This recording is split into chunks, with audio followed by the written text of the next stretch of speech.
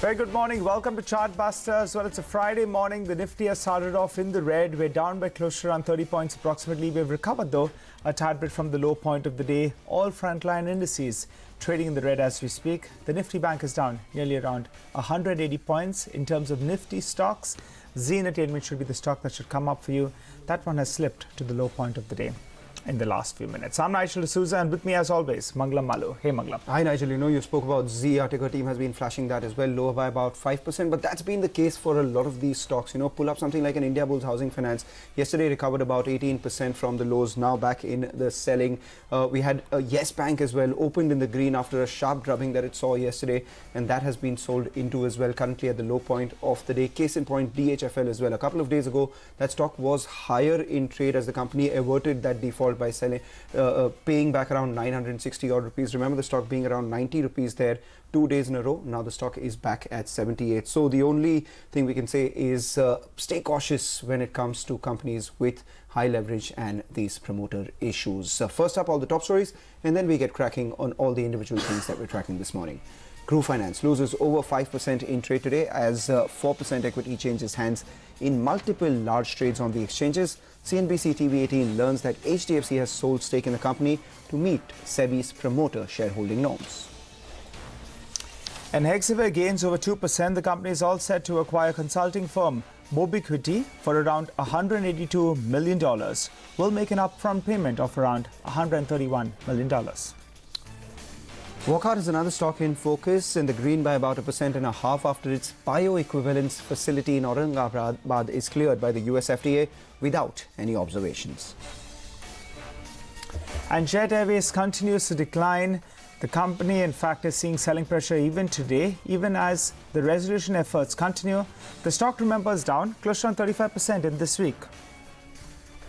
Rights from the broader markets gains about 5% on the news that the board will consider a bonus issue on 24th of June. Go straight to Z Entertainment. That should be the stock on your radar. It's seeing some, a lot of selling pressure in the last few minutes. That's looks like volumes as well are very, very high. I'm just looking at the volume picture out there, and that's really spiked up in the last few minutes. So quite a few shares being sold. The stock down 5%. We'll keep an eye out on that one. Remember, the deadline to that deal is by the end of this month itself or early next month. So let's see whether or not they can meet that sort of a deadline. And as a result of which, we have the other group companies as well. Dish TV is the one that should come up for you, lower by about 4% from the highs right now at the low point of the day. And as the candlestick shows on Z, most of the selling coming by earlier, and Dish too has moved into the red. But about individual stocks, that's about individual stocks. For the market itself, let's go across to Ashwini Gujral with his take. Ashwini. See, for the moment, the markets remain in some sort of a range, and 11,800 to about 12,000 is that range.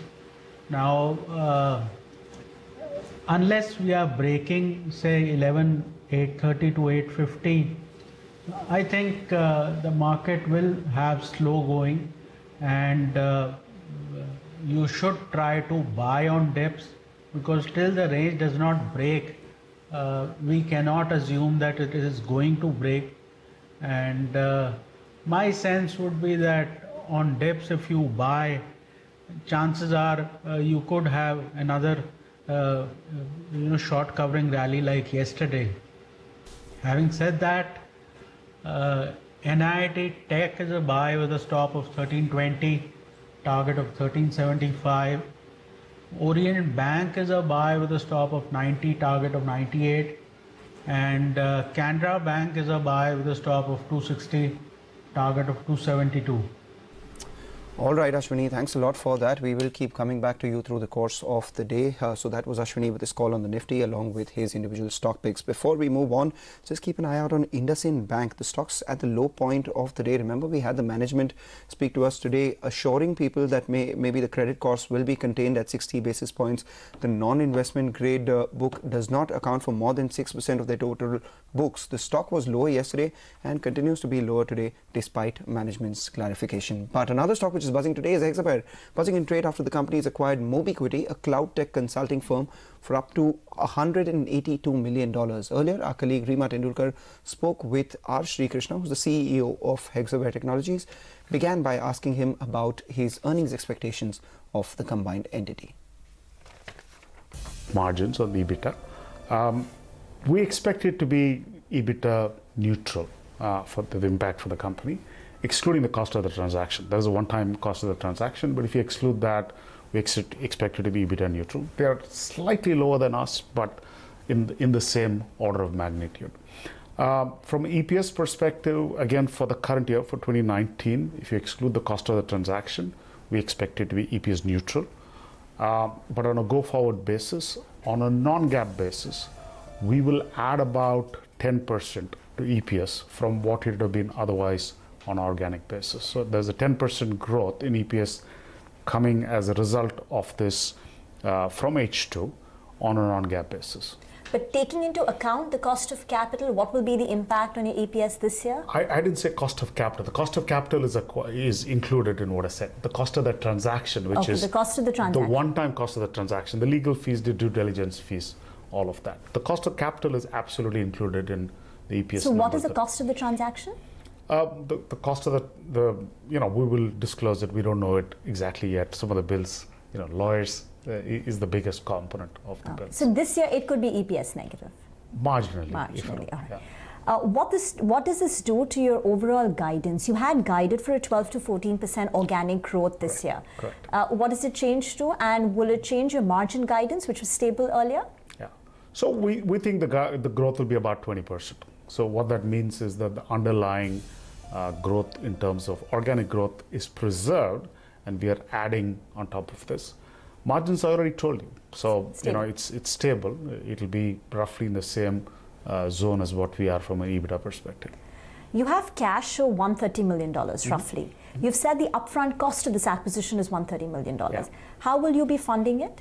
So we've taken a term loan, and that's part of it. And the other part is extremely good capital and cash management. Can you break it up? What is the debt that you've taken on? So we've taken a $20 million term loan. And the rest of it will be funded by cash? Yes, cash, and there is some payments coming up ahead, part of which is contingent. All of it will be from internal accruals. What does this do to your dividend policy? You've already brought it down in anticipation of acquisitions, but now you're using up a substantial portion of your cash. Well, the board will decide that in the coming quarter meeting. Will it come down, but directionally? It may. I've said that if you do a substantial acquisition, we may adjust our dividend policy downward. You had outlined $250 to $300 million for acquisition. Mm-hmm. You've used 60 to 70% of that with this one acquisition. Correct.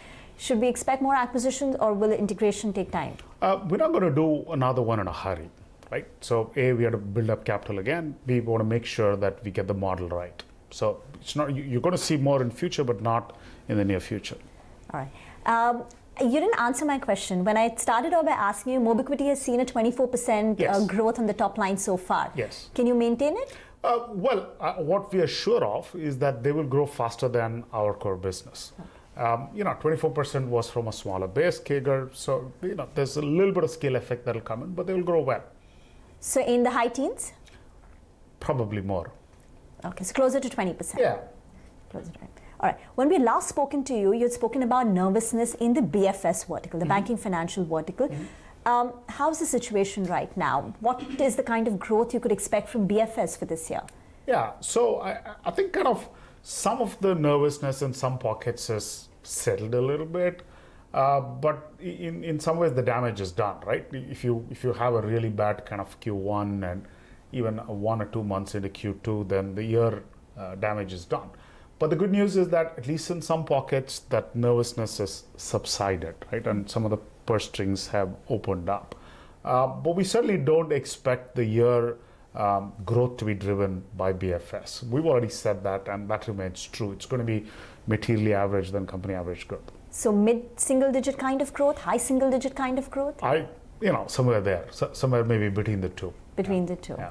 How worried are you about the slowdown that we've seen in global growth, concerns surrounding trade tensions? Yeah. Is it reflecting in clients cutting back on their budgets and spends? No, I don't think the trade concerns have reflected in any budget changes in our customers, right? We don't kind of see, given our size, we're not so linked to the macro. Our growth is linked more to our customer base rather than where in your macro. customer base, no cuts in spending. No, and budget. not as a consequence of trade. The only place where there is some challenges is the BFS that we already spoke about. Okay. This year, you're expecting strong organic growth, 12 to 14%, which is better than what you had in calendar year 2018. Yeah. The fear in the market is that next year, there will be this lag impact of a global growth slowdown. Yeah. And therefore, next year growth will be less than what we have this year. Do you concur with that? Well, there may be, right? There's still some time to go before we get to next year, but that's in as much as the industry goes. For Hexaware, actually, we've been having robust booking for a number of quarters, and our pipeline hasn't let up through all this booking, and that trend continues, right? So we feel very good about sustaining or improving our growth for a while. Okay. And just one final question then on NIIT technology. Yeah. You've said in the past that it doesn't make sense to acquire. It makes sense, yeah. Yeah. Now that you've got this acquisition as well in place, does it make even less sense? Absolutely, you're right. It makes even less sense. So even after 2 years, we shouldn't expect? No, I mean, if I had $1 billion to spend, I would do more ubiquitous. All right, so that is the management of Hexaware detailing their rationale behind buying more equity and also saying that NIIT Tech does not make sense at this point in time. The stock higher by 2.5%. We'll step into a short break, come back, we talk about another stock on our radar, Minda Industries. We'll get chatting with NK Minda, who's the chairman and the MD of the company.